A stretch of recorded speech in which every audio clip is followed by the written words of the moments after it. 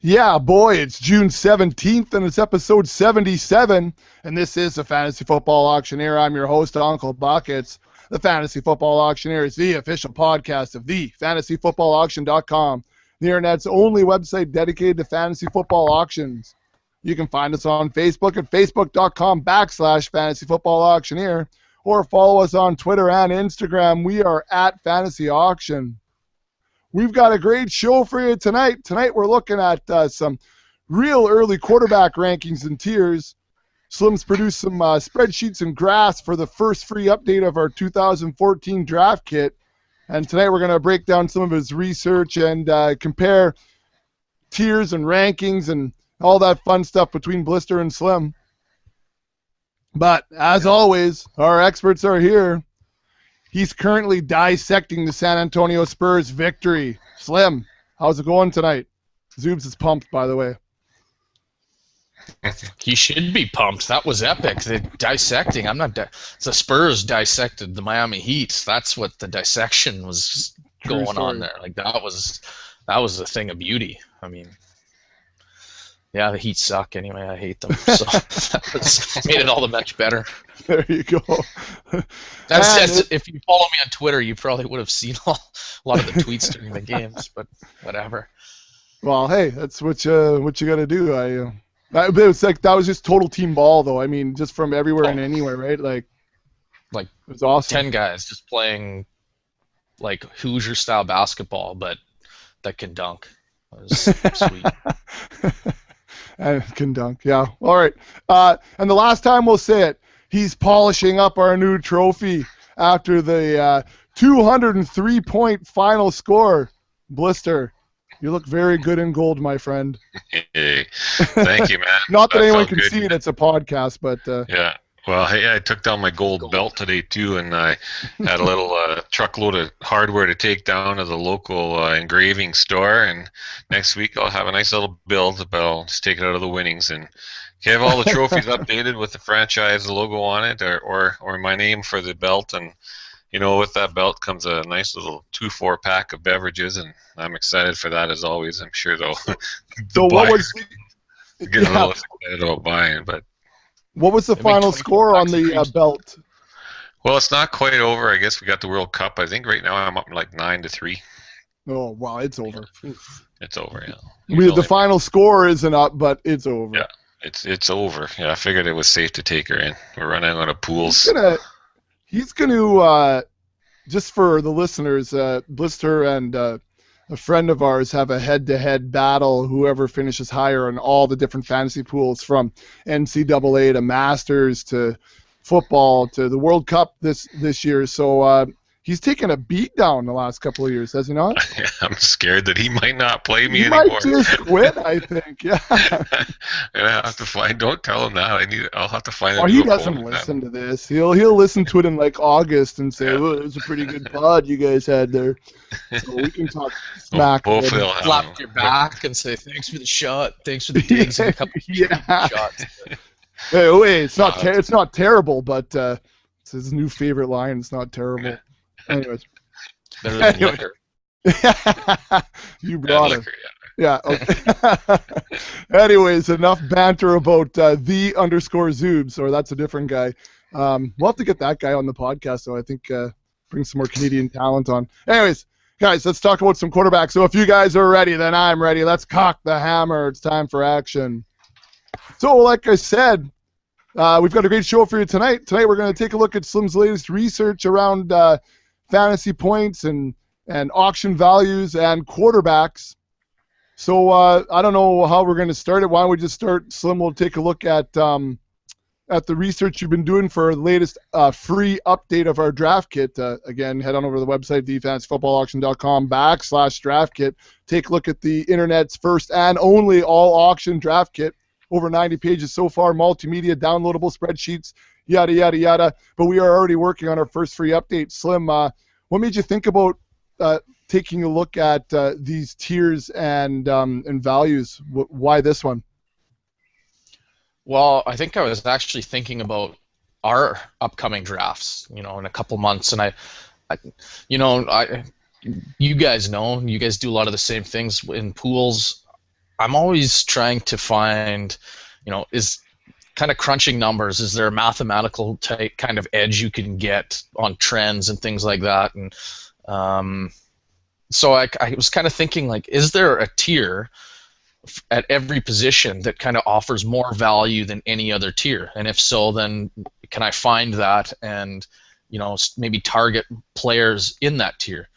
So I decided to take some data from our main auction draft last year, because I consider all 12 of us to be fairly experienced, to very experienced fantasy auction players. So I thought that the results would be fairly accurate. And then I kind of compared it to the tiers that I developed last year, just to see, if there was any relationship between the cost of a player to the total points that they scored last year.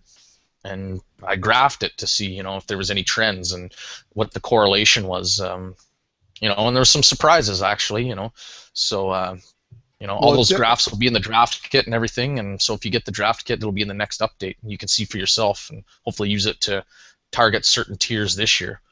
Well, and Slim, without your permission, I gave a free sneak peek on the website as well.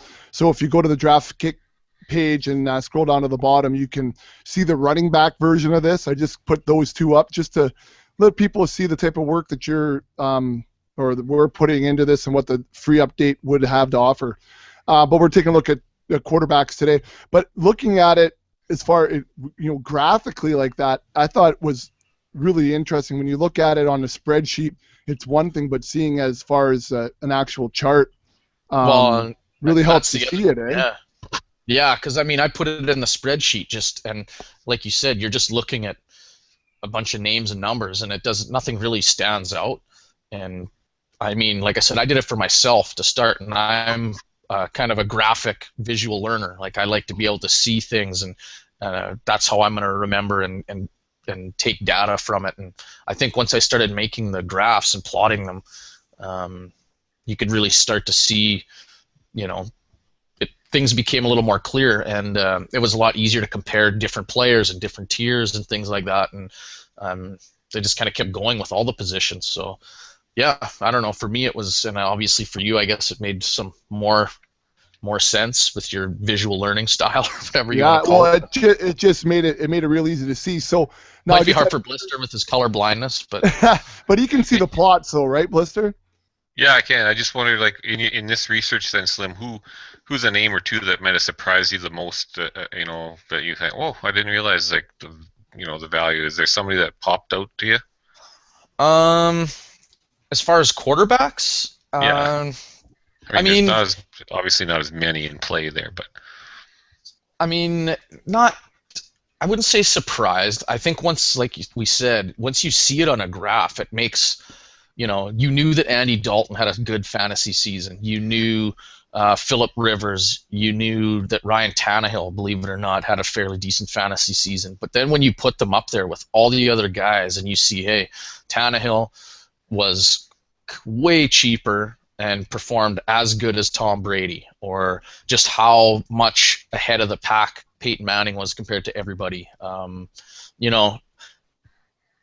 don't know. It wasn't shocking because you knew that Nick Foles was good, but when you see just how cheap and where they rank, because what I did is I tried to break the graph once they were plotted into kind of quadrants, and I wanted to see who was in the top left corner, because that's where you're getting the high production and the low cost. And at various positions you'll see certain tiers just packed kind of towards that upper corner, and you think, okay, these are lower guys that I wanted to target. And I think maybe the most surprising thing would be just how many lower tiered quarterbacks produced at a top level. And we talked about that last year, of how it's the deep position in streaming. But I think, like I said, when you actually see it up there and how they're all packed together, there's just so many players that are there's 10 guys just jammed into that under $5 and $250 to $300. Yeah. So to me, the odds say take somebody from there and spend your money somewhere else. But we'll get into that later. Yeah, well, I was just gonna say, so Blister. I mean, we've talked to JJ. We've had him on a couple of times. Late round quarterback stuff.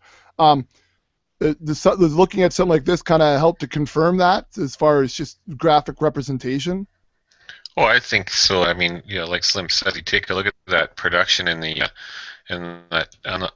closer to the left, which indicates that it's lower dollar value. But then, how many names do you see up in that big pack of quarterbacks? And I mean, really, realistically, outside of those two guys, the only guys that are way ahead of them are Peyton and Drew.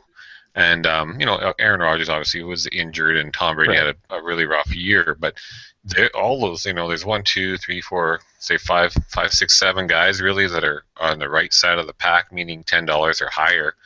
And those guys, although they're more expensive, there's only 2 of them that are above this whole herd of guys as far as actual point value goes. So, I mean, Peyton or Drew, they might look kind of valuable in a sense because they are a little bit above that, but it depends how much you're going to have to pay for them, obviously.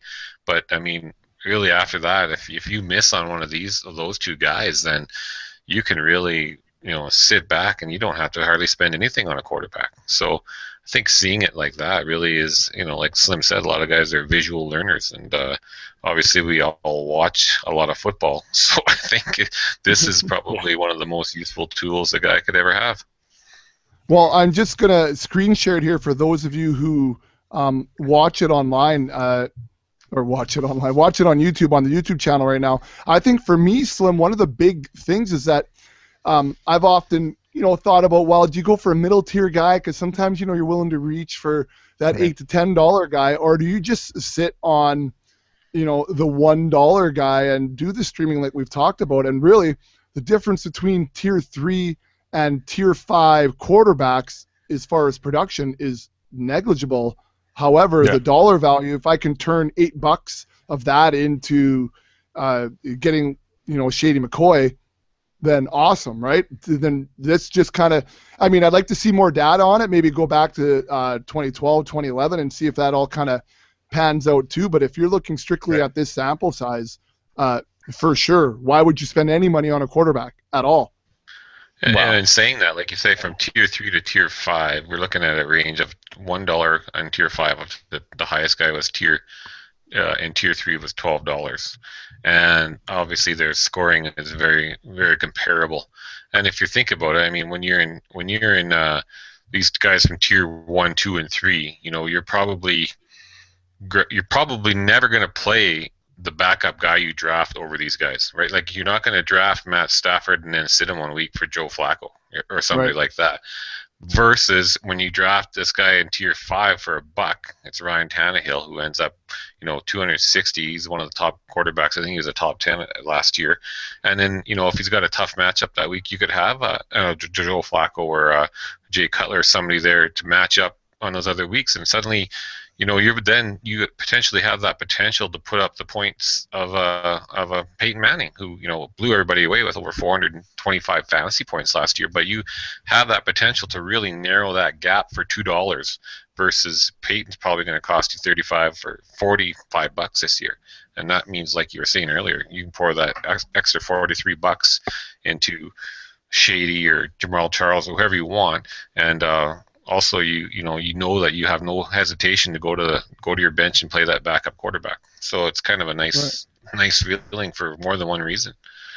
Well, and even then, even if you're not going to drop the big bucks on Drew Brees at 30 whatever dollars, even like I was saying, that those tier 3 guys that you're right, Blister, you draft RG3, you have a hard time benching them this week because you're thinking, well, maybe, do I play him or Joe Flacco? Wow, I'm probably playing RG3.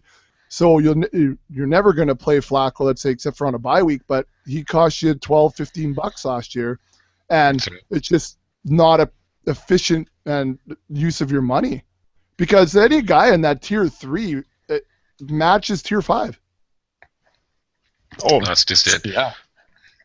So it's a great representation, and it's going to be interesting as we go through the other positions later on, what exactly, where exactly those tiers are for the other positions. So I thought it was a real neat look, because it's not just comparing dollar values and points, but also the tiers that we talk about all the time. Guys creating their own tiers, and if you buy our draft kit, let's say, you can download Blister's tiers and tweak them yourself. Have that spreadsheet there to do it yourself, which is what we tell you to do anyways. Like, don't just listen to us. Listen to us, but then create your own. But the idea of your tiers, right? Like, these are Slim's tiers versus dollar values versus point production of last year. And it's really cool to reflect on what happened last year within the tier, not necessarily Peyton Manning versus Joe Flacco. No, and that's the thing, right? We know that Peyton Manning, was way better than Joe Flacco, but it's relative to the value, right? Right. And this is something I'm kind of toying with right now. We did one draft, I remember last year. I don't know if you guys remember it. I think it was in Blister, one of the pools you ran, where quarterbacks were really, really undervalued. Like, I think somebody got Aaron Rodgers for like $20 or something. Yeah. Wasn't it Right. Yeah. And now there was one like that. So I'm asking myself, okay, if Aaron Rodgers is there for $20, or even Drew Brees is there for $20, and maybe you planned on spending $5 you're going to stream some quarterbacks, is it worth your while to take that guy for 20, and kind of scrap the streaming? Yeah. Right. Like, is that good enough value? Like, this is something I'm actually thinking of, because I think that people are hopefully thinking, man, quarterback is deep. We preached it last year. Tons of people did. If you listen to anybody who's serious about fantasy football, whether you follow them on Twitter or listen to their podcasts, everybody preaches waiting on quarterbacks. Even NFL Network guys were saying, hey, you're going to wait on a quarterback. But, for them it was drafting somebody in round 6 in a snake draft versus going really late. But still, even those experts, the mainstream guys that typically are just whatever. I'm not going to insult anybody, I guess. But we don't want a Dave Richards scandal again. But yeah, so it didn't even happen. But anyways, I'm just wondering if you're going to see quarterbacks, even the elite guys. I have a hard time seeing them go for, say, under 30. But maybe they do. And if they go for close to 20, do you pull the trigger there? I don't know. To me, that's really good value. If I can get Drew Brees for $25 or $23, or I don't know. That's something I would definitely have to think hard about. But here's some numbers. I was in a mock auction there about a week or two ago on my fantasy league, and I was just trying to look at some numbers. Now, I went in just thinking it was a redraft. Some of the other guys were thinking it was a dynasty, like drafting with that frame of mind. But so whatever, because some of these numbers are. Andrew Luck here is the first quarterback I see here. Well, the most expensive quarterback. He went for $35. And after that, I go down the list. Aaron Rodgers was 22. Drew Brees was 19. Peyton Manning is who I got for $17. Cam Newton was 15. Nick Foles 14. Matt Ryan 14. And then the list goes on. Cap was 13. But if you think of those numbers, when Eli was 10. Robert Griffin was 9, and then it goes lower and lower. Tannehill was 9, and so on. But if you can, Andrew Luck 35, I think that's a little steep, no matter what. But even if you are in a dynasty league and you can pick up Peyton Manning for $17 or Aaron Rodgers, you still know you're going to get a few years out of those guys, and that's huge production. And I don't think that's a hefty price to have to pay for those guys either. Compared to when you all of a sudden have an elite guy like that on your team. So I'm kind of in the same frame of mind as Slim. Like, all this talk about waiting and waiting and waiting. Like, we saw it even last year when I drafted in your draft. I think my quarterback was it might have been Russell Wilson for maybe $8 or something along that line. And then Matt Stafford came up, and only a few guys left needed a quarterback. So I thought, well, I got to make him pay. I was bidding on him, thinking that the guys are going to want to get one of these last top quarterbacks, and I ended up getting not necessarily stuck, but I got Matt Stafford on my team for $6 as well. So now I have two, fairly solid quarterbacks for $14. Now I would gladly turn $14 for those two guys into if I could get an Aaron Rodgers or somebody like that, and then just play the waiver wire in the bye week. I would have no problem doing that, but. Yeah, it was interesting. That was how it ended up last year. So this Well, year, not, and who Bots knows, isn't right? in your draft this year either. Bots will pay top dollar for the top guy. Yeah. So taking Yeah. him out of the equation, suddenly, yeah, you never know. It'd be interesting to Well, see how that goes. and that's funny you mentioned that too about how you, because I think last year I think I budgeted $10 for a quarterback because I figured, okay, that'll at least allow me to get bottom end one of those QB1s, whether it was Wilson or Kaepernick, those guys, how we had them ranked, and I got Kaepernick for 10, and I'm thinking if I could spend an extra 7 and get Peyton Manning, I could do that. Mhm. I could make Yeah. that up somewhere. I wouldn't buy Gronk. I would buy Yeah. Charles Clay. Yeah. Because that's what I ended up with last year. I spent, I think, 18 on Gronk. Well, okay, I'll just cut $7 off of my tight end and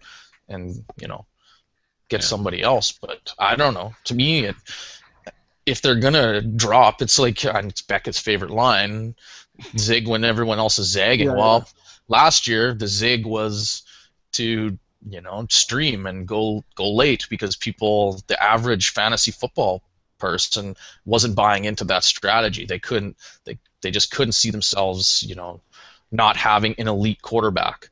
But now I think this year you'll see a lot more people, wanting to go later. Well, now maybe the zig is to jump on one of these elite guys at a value, even though they're not, as cheap as a lot of the other options.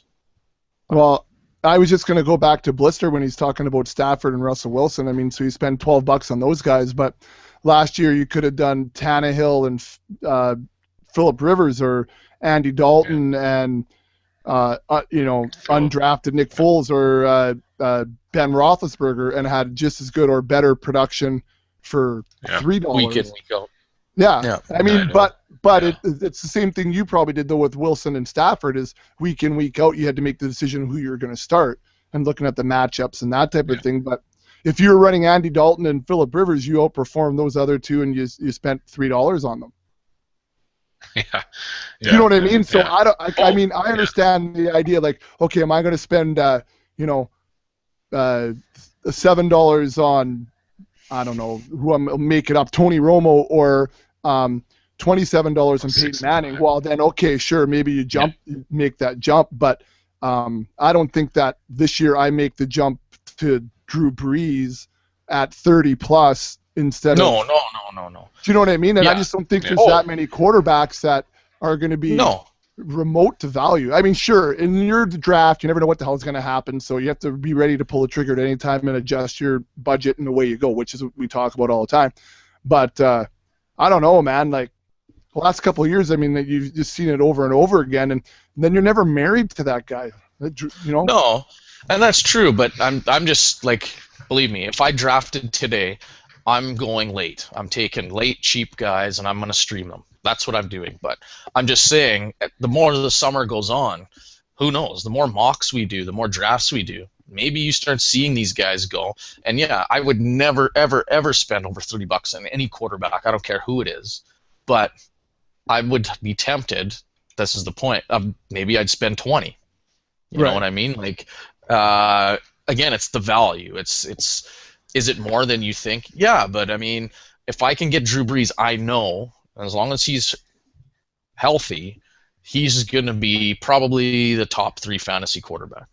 Probably. I mean, there's a risk there. Look what happens to Aaron Rodgers. I mean, you spend money, injuries happen. And that brings up the point of why you stream, like you said. I mean, Blister brought it up at the very beginning of this segment.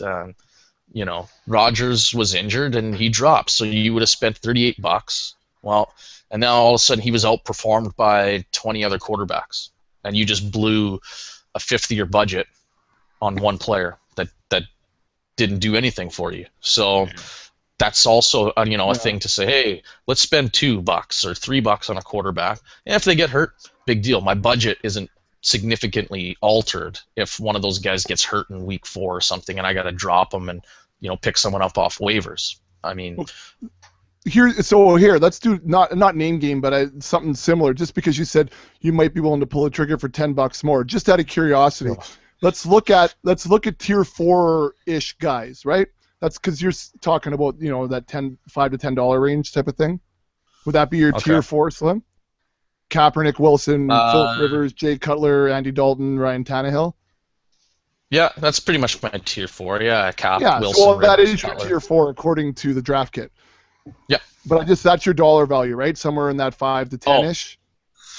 Yeah, I think, yeah, for sure. I think 10 you're getting to be the top end, kind of. And Okay. yeah, I mean, Tannehill's at the bottom, and the more I look at it, I can't stand him this year. Right. But yeah, I think you're getting to be about 5 to 10. So I think that's let's safe. go. Just because Blister mentioned him, that Russell Wilson is towards the top of that tier for you. Do you get him? Do you take him for $7, or do you go Nick Foles for $17? There's your $10 span. All things. Your budget's working out the way it's supposed to. You're fairly happy with your team. Is that for Blister or for me? No, for you. Just because you said you'd be willing to jump at that, Oh. you might be interested in a $10 jump. Well, I mean, I look at last year, and Foles, he started 11 games. He finished as a quarterback 8 times. He was the 5th best, and that's counting Kyle Orton and Thad Lewis doing it 1 week out of 141. So take those guys away. He was the 3rd most efficient quarterback. So yeah, I think that if I could Foles for 17, I mean, I don't know. It'd be tempting. But yeah, if I was gonna spend 7. If I was going to spend 2, I probably wouldn't. But if I was going to spend 7, I would think, yeah, okay, you know what? I'm willing to do that. Because to me, the discrepancy between Foles and Wilson week in, week out is huge. Foles is just going to be more consistent. Wilson will have huge weeks sometimes, for sure. But, I mean, that's not going to happen every week. There's still going to be a run-first offense. Foles, the sky's the limit kind of week in and week out is with Chip Kelly's offense. So, I mean, yeah, it's tempting for sure. So, Blister, I'll ask you the same question. If you could get Philip Rivers for $5 or Matt Stafford for 15, are you pulling the trigger on Stafford? At 15. I do like Stafford better than Rivers, even though Rivers had a good year last year. I just have a feeling, even though my tier values would say that I have them ranked in the 20 to 31 Actually, I'm looking off of Slim's tiers, not yours. I should look at yours. Mine, I have them in tier 2, $20 to $31 range, but I really think all these prices after tier 1 are going to come down substantially. Yeah. After those top 3 like Rodgers, Manning, and Breeze, who could all go for over $30, I really think after that, I don't think any quarterback might go for over 10 based on everything that we've seen and the numbers that are out there and what the data shows, So I think, I don't think it'll cost me 15 to get Matt Stafford. Would I do it if it cost me 15? I guess it just depends at that point in the draft who's left and what's going on. Because honestly, I if I was going to pay top dollar, it would have to be, and again, I'm not going to pay like a huge amount of money, just like Slim said, but if I thought it was good value for Rodgers, Manning, or Breeze, I'd probably go for one of those 3, and then after that, I'm probably dropping down under the double-digit mark for sure for my quarterback. Okay. Probably well. Well, I agree. I think go. Yeah, you go elite or go cheap. That's your 2 options, and I think you go cheap first. And like I said, to me, the elite isn't necessarily a thing to do yet, but I'm just saying, and the thing with this too is, guys got to remember, the quarterback position in drafts is going to be probably the most draft-specific prices. I mean, and what I mean by that is, some drafts you go in, you're going to have 6 guys that want an elite quarterback, and the prices are going to be indicative of that. And some drafts you go in, there's going to be nobody that wants an elite quarterback, and the prices will be indicative of that. I think the quarterback position will see the biggest swings in prices for different guys than any other position, just because of how people are viewing the position. It's going to be different in every draft.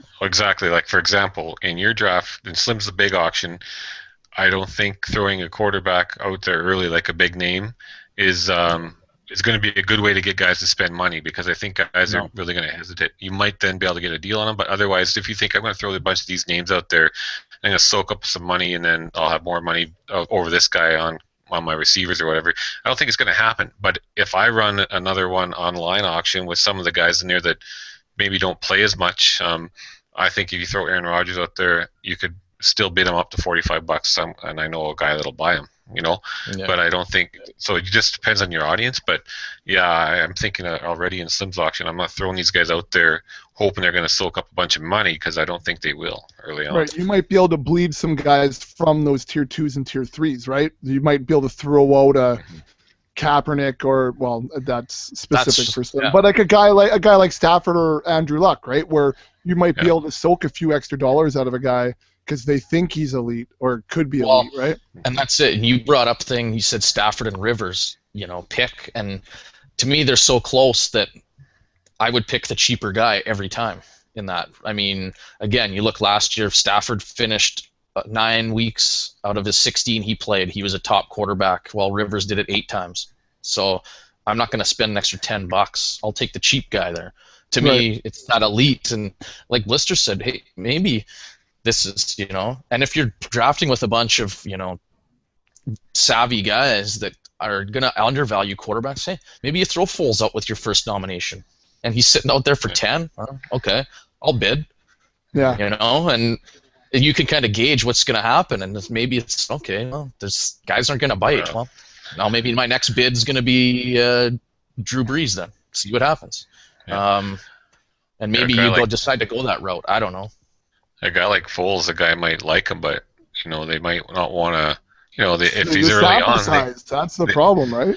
They might think, well, there's a lot of quarterbacks left. I'm not going to go and pay $11 or $12 for him. And then in the end, you get him for, maybe you get him for 9 or 10, which isn't a bad deal probably going forward. Oh, no, not bad. I don't think. No, for Foles.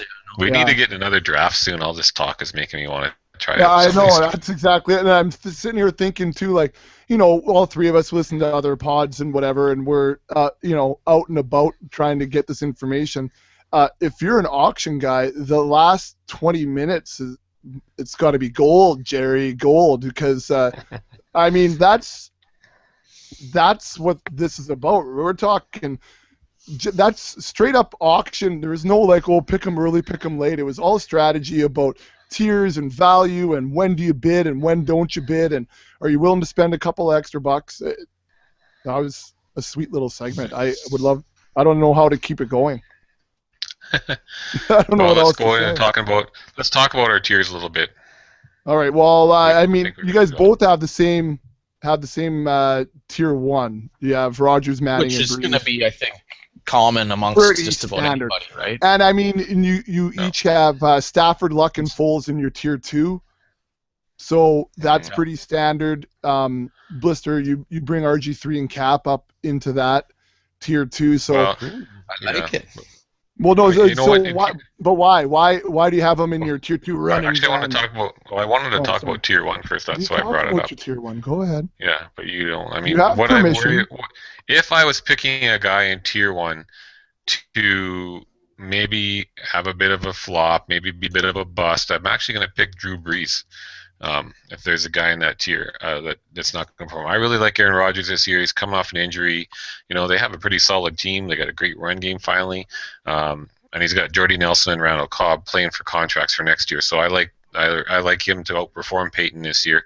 I think Peyton will be solid again. But when I look at Drew Brees and I look at, reports are Marcus Colston's a lot healthier than he was last year. That's great, but he still is aging. Then we got Kenny Stills, who's relatively unproven, and then now the young receiver Brandon Cooks could be the number 3, could be the number 2. But we all know that rookie wide receivers tend to, not produce as much as they should. But then we have Jimmy Graham is not happy about being, he's right now at arbitrator trying to figure out if he's a franchise wide receiver or tight end. I mean, there's some things there. There's a lot of time to iron out. But there's a lot of uncertainty there with what's going to happen if the receivers don't work out and Graham's playing unhappy all year. How hard is he going to really play? So that would be a guy I'm a little more hesitant on him. I'd probably be willing to pay more for Rodgers or Manning than Brees just based on that. But go ahead, tier 2. How come I have RG3 and Cap up there? Well, I know Cap just signed a big contract, and it's Slim probably knows that contract a little better than I do, but it's kind of goofy. So he gets only $13 million is guaranteed of a $60 million contract. He signed a 6-year, $126 million deal, $60 million in potential guarantees with the 49ers. But it's all based the money he gets is based on his yearly production. Right. So, and it's also based on if they go to the Super Bowl or if he gets named to a Pro Bowl and stuff like that. So there's a lot of incentives in here for him to play well each year. And I think he's got a lot of tools. He's obviously got another year under his belt. They were, so close to, they should have been the Super Bowl champions. They would have been probably if they would have got there. I think they have, that's burning.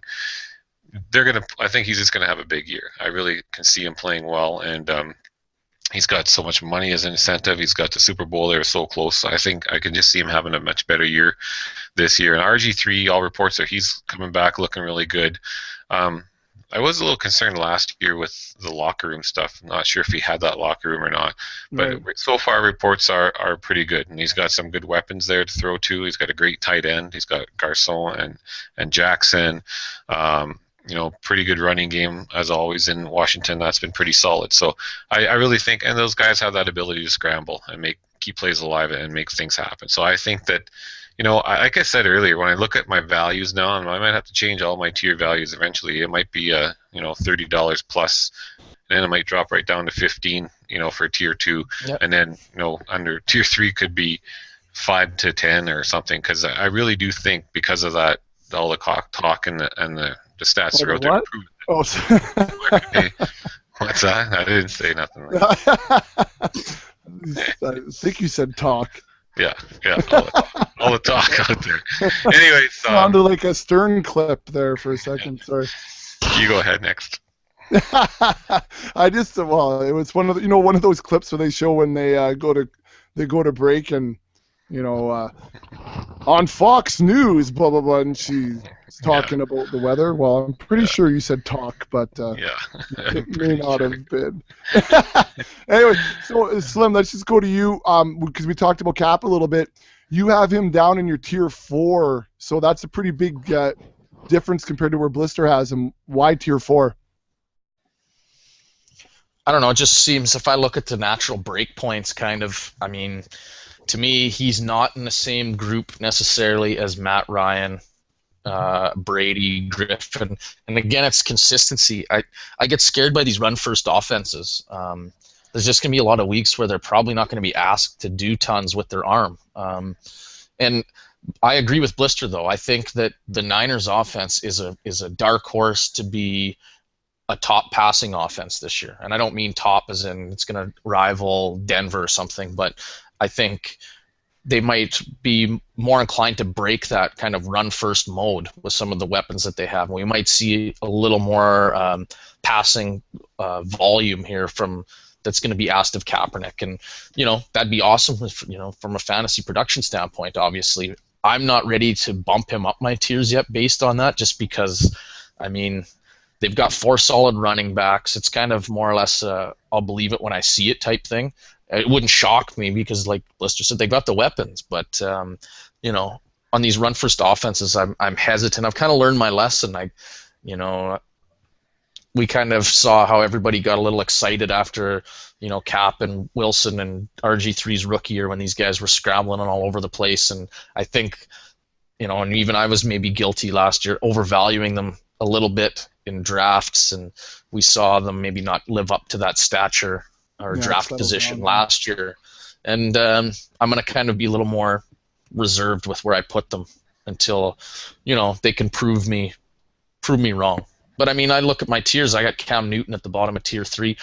I wouldn't be shocked if Kaepernick or Russell Wilson, finish better than Cam Newton this year. But again, I'm not ready to necessarily to put them there yet.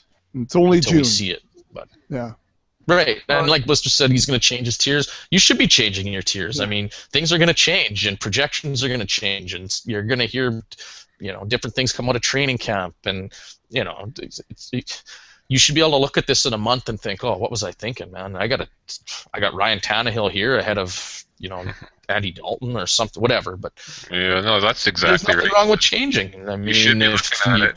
Yeah, a month from now, I think you hit the nail on the head. You should be looking at your tiers saying, what the hell is I thinking do that? But at the time when these were made up, based on the limited information we have in this off season, exactly. That's how you can see things now as things unfold and you get closer to actual kicking off the season, things we should change. We'll probably change these 2, 3, 4 times, and Right. of course our draft kit owners will know. They'll get them. Yeah. Well, But- I mean, in tier 1, tier 2 isn't going to shift a whole lot, right? It's the interplay No. between those next 15 guys. And you might have a good idea too. Like for me, especially, one of the big things I see that I think will change, but you never know. But after I do a few mocks, I'll know, is the actual dollar value that I have associated with each tier, and what I think they'll go for. Because I really, like right now, my gut's telling me that those 3 guys are going to be expensive, and then the rest, everyone's going to not pay much for it all, because they know they're kind of a dime a dozen, you know. Who's going to go for more, Luck or Stafford? I think Luck What will. do you think? I do think too. Luck will. I have him Just lower 'cause in he's my younger. tier, but I think that he's going to go for more than those guys. Yeah. I don't know. There's a lot of Luck love out there, but and There rightfully so. He's a good quarterback, and he's got receivers this year. But yeah, You I'm got to just still curious what you guys love thought. Matt Stafford, though. I mean, you Well, I do, over, but Stafford's to me, Stafford's way more inconsistent than Luck is. He throws a ton. That's how he hangs where he hangs. But I mean, to me, Luck's more efficient. You know, the running game, in my opinion, is weaker in Indy, so they could have to throw more. You know, I don't know. You I don't just think Luck Rich can is going to light it up this? Sorry. light it up. Well, No, we might improve, yes, Yeah, but yeah. Well, yeah, we'll you save should that hope for so. another pod. Yeah. Yeah. Well, Yeah, and that'd be some just good talk. speaking of other pods, and I hate that we always go back to it, Blister, but Philip Rivers, again, just because there's discrepancies, and he's, I don't know, I just find he's that guy that's always that kind of anomaly in a group, or you hate him, but his production is different, and so you have him slotted middle of tier 4. So I don't know, whatever. I didn't check the rankings. I could check it, but he'd be quarterback 15 or 16 or whatever. But he finishes 6th last year in overall scoring. Yeah. Why the drop? And, you know, the year before he was 18th, but the year before that he was 7th. Well, you know, he's a tough guy to predict, really. I mean, and it is probably kind of amazing where he finished with. I mean, almost every receiver in San Diego was hurt at some point last year or for most of the season. So he managed to put up some good numbers there. But the reason I have him where I do is just, you know, I started looking at who, in my mind, who I think are better quarterbacks, and suddenly then I get, you know, I think he'll have a roller coaster ride again this year where he finishes out of the top 15. But again, you know, statistics show that he's capable of finishing top 10, like last year top 6, year before 18th, year before that 7th. So, I mean, I don't know. It's a tough call. I just look at all the guys I have ahead of him. I got 13 quarterbacks ranked ahead of him that I like better, and I would be willing to pay more than I would be for Philip, even though last year he had a good year. So there's really no hard, fast evidence. But I mean, I have Andy Dalton in that same tier, Big Ben, and those guys. Andy was 3rd, Big Ben was 8th last year. Josh McCown could very well have a good season there. I mean, there's guys in that tier that you'd probably be happy to have if they put up production similar to what they did last year. I mean, obviously, why wouldn't you be happy to have a top 8 quarterback when there's, you know, in my tier 4, I have 3 of them from last year. Now, will they finish that same next year? It's hard to say.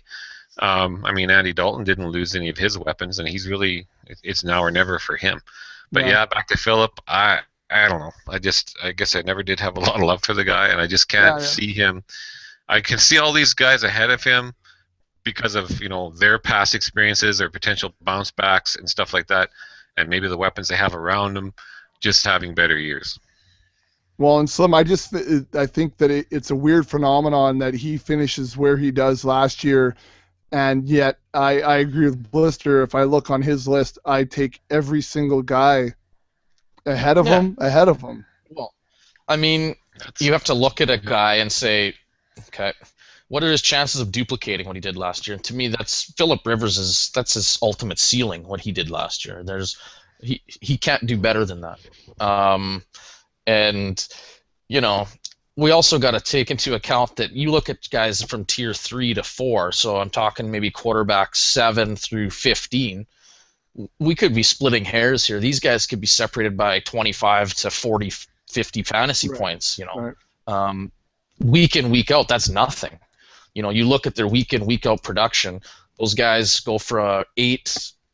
50% of the time they're QB1 to 7 out of 16 games, so 43% or something, 44% of the time. That's one game between all of them. So we're kind of splitting hairs here, and I agree with Blister. There's a lot of guys on that list. You just think, hey, their ceiling is maybe a little bit higher than Rivers this year, and yeah, you could surprise us all again, for sure. But yeah, you have to draft with the intention of overproducing for the spot that you're getting him. And, Rivers is a good candidate for that, but so is everybody else. I mean, to me, there's nothing wrong with taking Kaepernick at the top of Tier 4 or Matt Ryan in the middle of Tier 3. These guys can outproduce their draft position, and, they have, to me, a little bit higher upside than Rivers.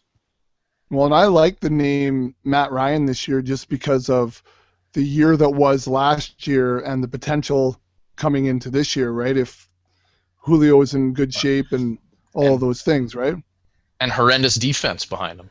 Yeah. That's one thing, fantasy gold is when a quarterback has to play catch-up every game. Yeah. And, that's why Tony Romo's relevant. That's why, Matt Stafford's been relevant in the past. Drew Brees was relevant in the past because of this. Well, he's good too, obviously, but if your defense is constantly giving up points, then the offense is going to be asked to try and match it. So, hello, 50 passing attempts a game. Right. All right. I don't know. I think that this has been good information, especially for the middle of June.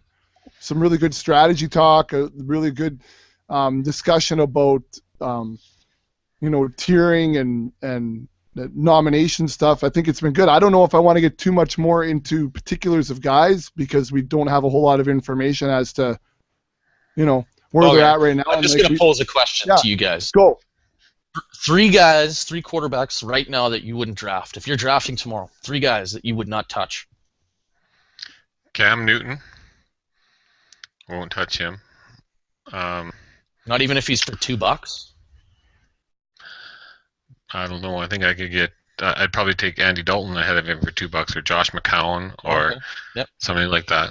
I'm not going to go past my Tier 4. I wouldn't. I'm not going to touch Carson Palmer, and I probably won't touch Jake Locker, or I probably won't even grab Phillip. Got him in his Tier 4. Yeah. No. Jake, yeah. Well, if I had to pick some of those guys ahead of him, I'd have Andy or Ben ahead of him. Josh, even Ryan though does scare me a little bit. But like you said, they should be passing a lot. But I just think they're an injury or 2 away from. Well, I mean, he did finish still 9th last year with no receivers most of the year, so that's not too bad. So actually, he wouldn't be that bad. What about you? What about you? You got right now I'm just looking at Alex Smith. I'm not going to touch. Flacco, I'm not going to touch, and I mean that's more maybe sliding into Tier 5-ish type stuff. But I'm a streaming quarterback guy, and I'll wait to pick those guys off the waiver wire. And I'm hesitant on the McCown. I'm hesitant on Carson. But I don't know. I mean, for a couple bucks, I'm pulling the trigger on Jay Cutler or Andy Dalton or Tannehill, or I'm willing to spend $2 and throw that away later if I have to, and find a guy like I did last year with Nick Foles on the waiver wire. I'm not afraid of that.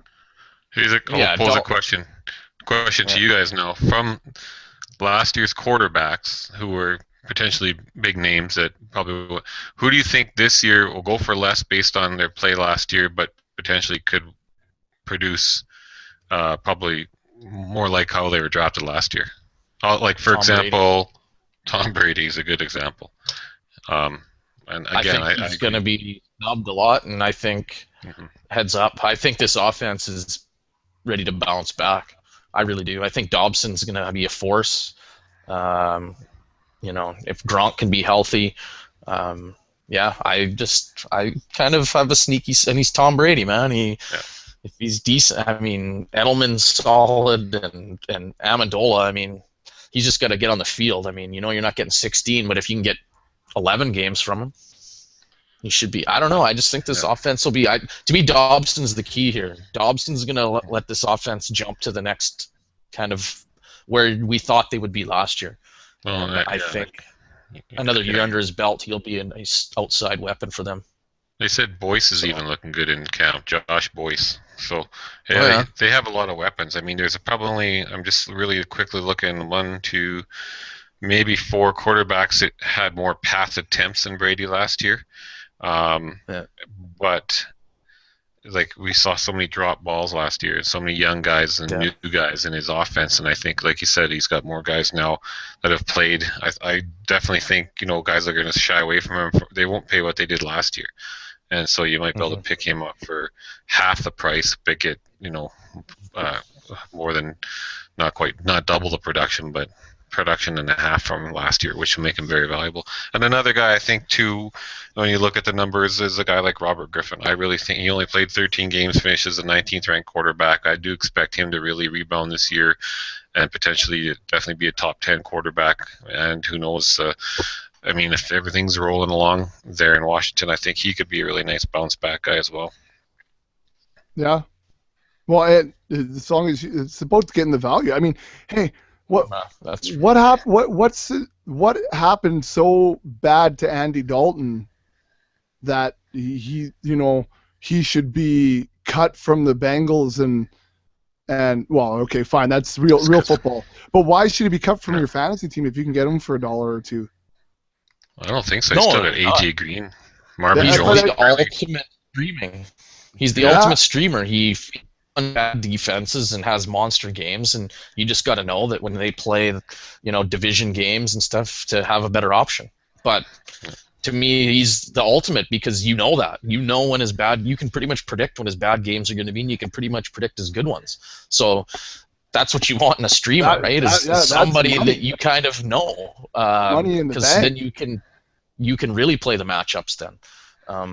So yeah, to me, he's the epitome of streaming, and if that's your route, then to me he's got to be the top of your list as somebody you want to target. Even if you got to pay $3 or something to get him, you know, that's to me not a bad price. Well, Blister, we talked about it in the dynasty stuff too. I think Tony Romo. I mean, if we look at last year in our big one, he went for $3. I think you're going to get a lot more than $3 value out of that. Imagine you have Andy Dalton and Tony Romo for $5 total, which you could have paid for him last year. Yeah. I mean, that would have been a pretty nice combo. Yeah. Yeah. Well, didn't you win with Andy Dalton last year?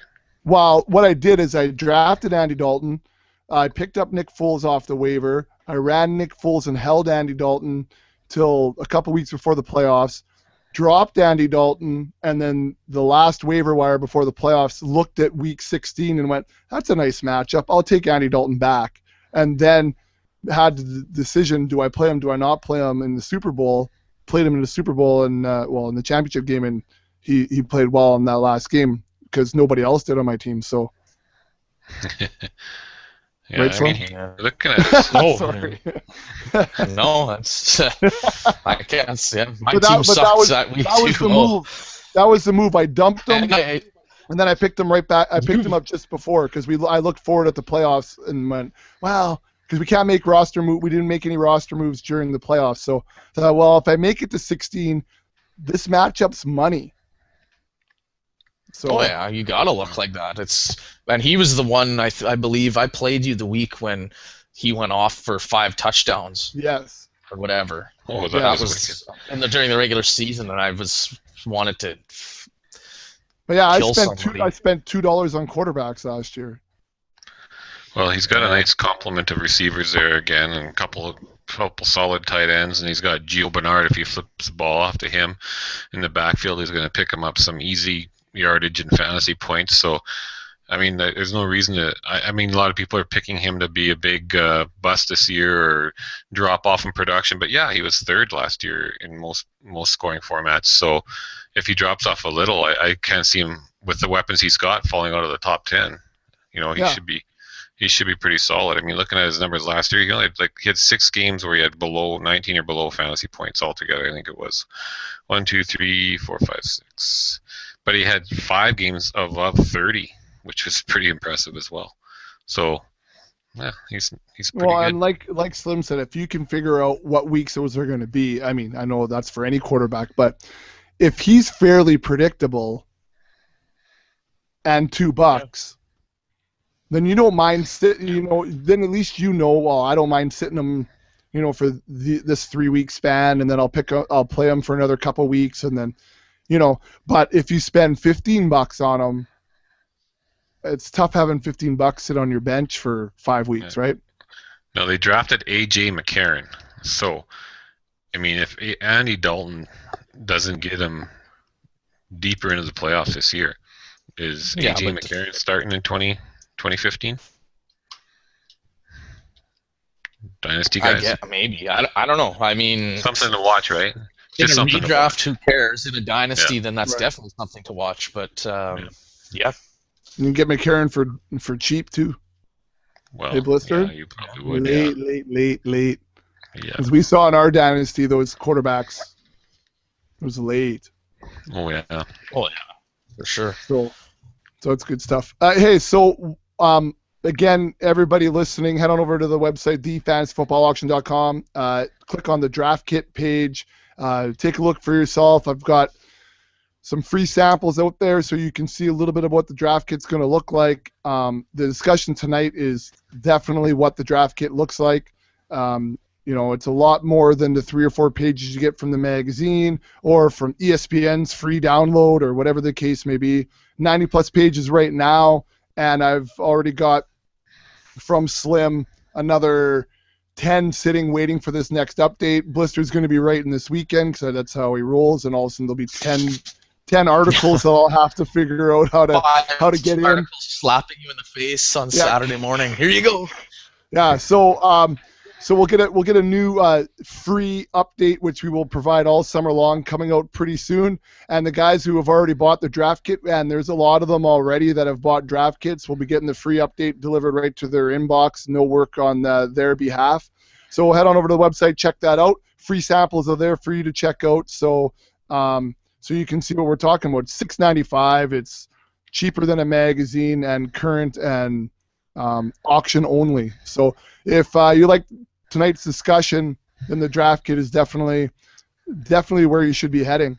So next week, guys, maybe we'll take a look at some wide receivers. We'll save running backs for a little bit because, they're more like dessert. I was just going to say it's dessert, right? Yeah, exactly, and keep people hanging around. It's getting busier too, guys. The number of downloads has been steadily growing. The number of people hitting the website have been steadily growing here over the last 3 or 4 weeks, and I think guys are starting to get ramped up, and more guys are moving to auction. And so if you're going to auction, Also, our fan draft, we're going to have to get set up here soon, too. Yeah, we'll have to get that moving here, too, and get some mocks going where we can bring some fans in. Yep. Yeah, we got to do that. All right, well, one of you pick one of those projects to be yours, and the other one pick the other project to be yours. And when the articles slap me in the face Saturday morning, that'll be my project. Okay. Talk amongst yourselves. Anyways, all right. So next Tuesday we'll take a look at wide receivers. We'll do the same discussion. We'll talk about the auction value versus fantasy points and the tiering, so we can take a look at where the value may lie in 2014. So, Blister, I'm only going to see you for a couple more days at school. I know. Then you're going to be buried. I'll have lots of buried in Chucky heaven. It's good. It's good stuff. And Slim, only a couple more days, and then you're at the big house. Yeah, I'm coming to the show. Yeah, that's right. Getting called up. Athletics. And on that note, we're gonna have to sit down. We're gonna have to sit down and well, it'll be 2 lefties if it's you and Noonsy, but double I'm righty. southpaw. I'm just saying. Oh, okay. Anyways, but we'll have to sit down and go through some crap if you're going to take over for me. Just saying. Yeah. All right. Okay. Anyways, so I guess that's when I'll see you guys. But for everyone else, I'll see you when it's springtime or flooding in the Rockies.